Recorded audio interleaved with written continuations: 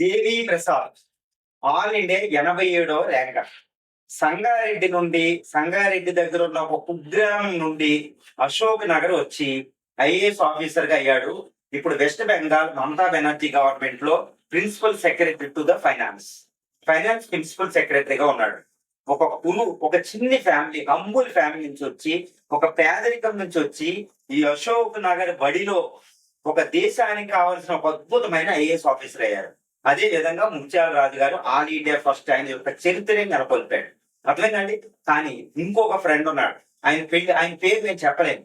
ఎందుకంటే ఇప్పటికీ నేను ఉద్యోగిగా ఉండి అశోక్ నగర్ లో ఇప్పటికీ 4 వయసు అయినా పెళ్లి గాని ప్రసాద్ గా మిగిలిపోయాడు. ఆయన వయసు నేను చెప్పను, ఆయన పేరు నేను చెప్పలేను. ఓకేనా. ఇది అశోక్ నగర్. ఈ అశోక్ నగర్ అనేది ఎంతో కలలు కంటూ వచ్చిన వాళ్ళ కళల్ని కళలుగా చేయగలదు. ఆ కళల్ని నిజం చేసి దేశంలోనే ఒక అద్భుతమైన సర్వెంట్స్ ఆఫ్ ఇండియాగా కూడా మార్చగలదు. అది Ashok Nagar.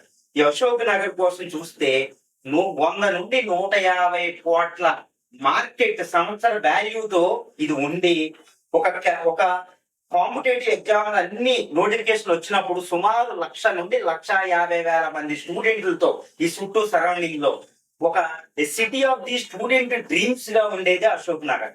It is one of the largest competitive examination centre in India.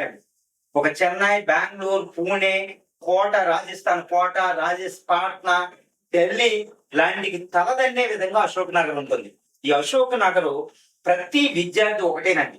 ఈ అశోక్ నగర్ ముఖం చూడకుండా ఆంధ్రప్రదేశ్, తెలంగాణ, ఈ పక్కన ఛత్తీస్గఢ్, ఒడిస్సా, ఈ మహారాష్ట్రలో కొన్ని ప్రాంతాలు, కర్ణాటకలో కొన్ని ప్రాంతాలు, కేరళ, తమిళనాడులో కొన్ని ప్రాంత విద్యార్థులు అంటే one of the best centre of the south India. ఇలాంటి సౌత్ ఇండియాలో మీకు ఒకటి ఉంటుందండి. ఈ సౌత్ ఇండియా కళలు కాంపిటేటివ్ ఎగ్జామ్ కి కళల రాతలు మార్చేది అశోక్ నగర్. ఈ అశోక్ నగర్ యొక్క నగ్న సత్యాలు తెలుసుకోకుండా అశోక్ నగర్ వచ్చిన వాళ్ళ కళలుగా ఉండిపోతున్నాయి. ఓకే. ఈ నగర సత్యాలు అశోక్ నగర్ సక్రమంగా వినియోగించుకొని ఇక్కడ వాటిని చక్కగా ఆకలింపు చేసుకొని వాళ్ళు దేవి ప్రసాద్, ముత్యాల రాజు గారుగా, అద్దంకి శ్రీధర్ బాబు గారు ఇలా మిగిలిపోతారు.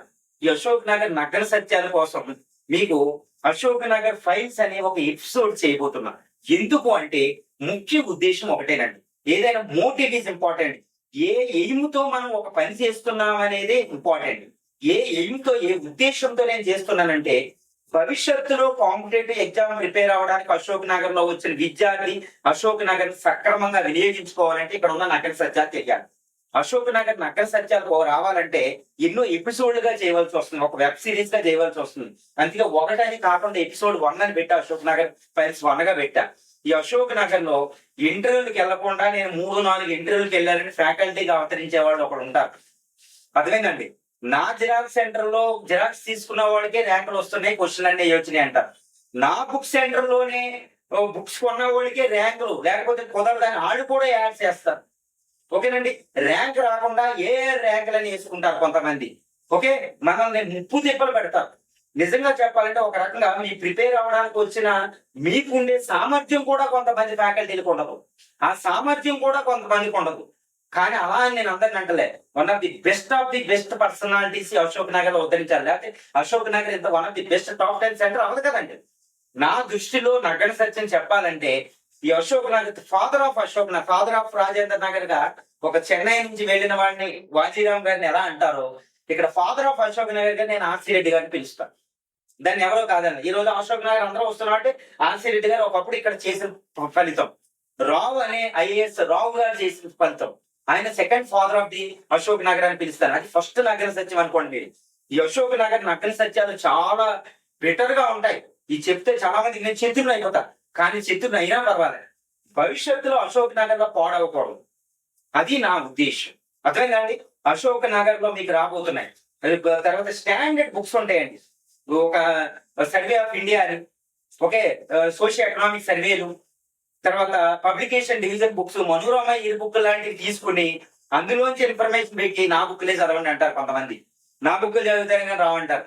అసలు మొన్న ఇప్పుడు వరకు group 1, group 2, group 3, group 4 civil service కూడా ఎగ్జామ్స్ అయినాయి. ఒక ఎండ్ అయ్యి మళ్ళీ దశలోకి మనం వెళ్ళబోతున్నాం. మళ్ళీ జాబ్కి వెళ్ళాలి. ఏపీలోను, తెలంగాణలోను, ఇండియాలో కూడా మళ్ళీ నోటిఫికేషన్ రాబోతున్నాయి. ఈ సంధి కాలంలో ఈ అశోక్ నగర్ రావాల్సిన వాళ్ళని పరిశీలించుకోవాలి. మనకి ఏం తెలియాలంటే ఇప్పుడు గ్రూప్ 4 నుంచి గ్రూప్ 1 వరకు, మరి ముఖ్యంగా గ్రూప్ 1 చూడండి, సివిల్ సర్వీస్. అసలు గ్రూప్ 3లో కూడా అసలు ఏ ఒక్కరు కూడా ఎక్స్పెక్ట్ చేయలేని విధంగా పేపర్స్ వచ్చినాయి. అసలు స్టూడెంట్ ఏం చేయాలో తెలియదు. అందులో గ్రూప్ 3లో 300 దాటుకోవడం, గ్రూప్ 4లో 400 దాటినోడు అక్కడ కనుమరుగా కనపడటం. అసలు ఏంటో ఈ ఫిలిం, ఈ మెయిన్స్ ఎగ్జామినేషన్ ఏంటి, ఈ ఎస్ఏలు ఏంటి, అసలు ఏమైంది, ఈ క్వశ్చన్లు ఏంటి, ఇంత బ్రాడ్ గా రాలేకపోవడం అర్థమైందండి. ఎన్నో ప్రొటెస్ట్లు, ఇది అశోక్ నగర్. అశోక్ నగర్ తెలియని వాళ్ళు ఉండవు. కానీ అశోక్ నగర్ అనేది ఒక డ్రీమ్. ఇండియాలో ఉన్న ఐఏఎస్ ఆఫీసర్లో 20% దాకా, అప్ టు 20% అశోక్ నగర్ నుంచి వెళ్ళారంటే మీకు ఆశ్చర్యం వేస్తాడు. వాళ్ళందరికీ అశోక్ నగర్ అంటే ఒక మధుర స్మృతి, అవునా కదా? కానీ వాళ్ళు అశోక్ నగర్ చక్కగా వినియోగించుకున్నారు. మనం వినియోగించుకోవాలంటే అశోక్ నగర్ తెలియాలి. ఈ అశోక్ నగర్ లో మాయలు పకీర్లు పక్కన పెట్టి, మాయా బజార్ సినిమాలు పక్కన పెట్టి నిజాలు మనం తెలుసుకున్నప్పుడు అశోక్ నగర్ లో రాబోతున్నాం. ఈ అశోక్ నగర్ ఫైల్స్ రూపంలో మీకు ఒక్కొక్క నగర్ సత్యం మీకు వస్తుంది. ఓకేనండి. అసలు ఈ అశోక్ నగర్ రావాలా లేదా, ఫైల్స్ ఎరాలో తండాల్లో నుంచి కూడా మనం ప్రిపేర్ అవ్వచ్చు, రావాలా లేదా. కానీ అశోక్ నగర్ బంధం లేకపోతే మీరు అశోక్ నగర్ లో మీరు ఐఏఎస్ ఆఫీసర్ మీకు కలదు. కానీ బంధం ఏ విధంగా ఉండాలి?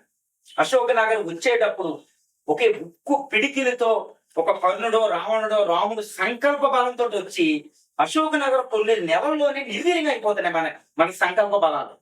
ఇంత యూత్ ఏజ్ లో ఏమవుతుంది అసలు? అశోక్ నగర్ ఏం చేసింది? ఈ అశోక్ నగర్ నగ్న సత్యాలు ఏంటి? ఈ విధంగా ఈ నగ్న సత్యాలతో మీకు ఎపిసోడ్ 1 తర్వాత 2 నుంచి వస్తాయండి. మీరు వినండి, మీ భవిష్యత్తు నిర్ధారించుకోవడానికి అశోక్ నగర్ మీద ఆధారపడండి.